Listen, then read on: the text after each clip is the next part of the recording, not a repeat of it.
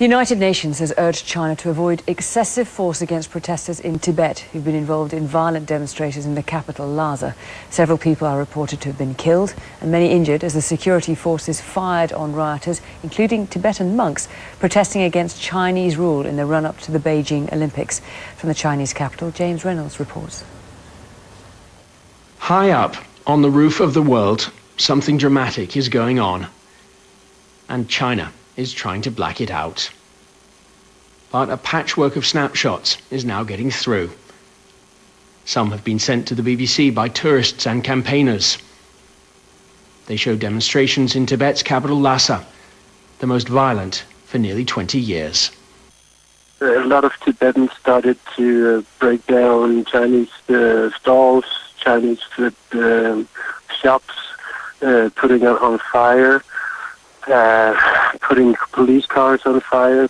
The ethnic Tibetans who have been rioting for the last several hours since midday, some of them are still attacking Chinese properties, shops, restaurants owned by ethnic Chinese.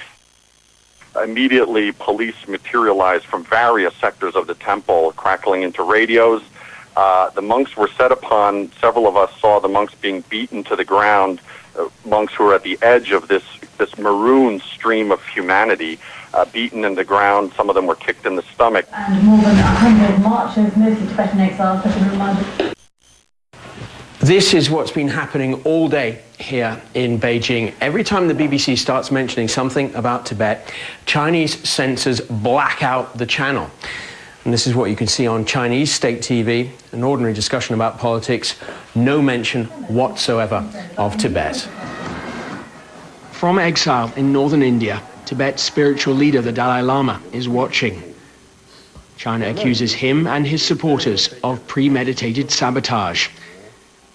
But he's called the protests a sign of the deep-rooted resentment of the Tibetan people.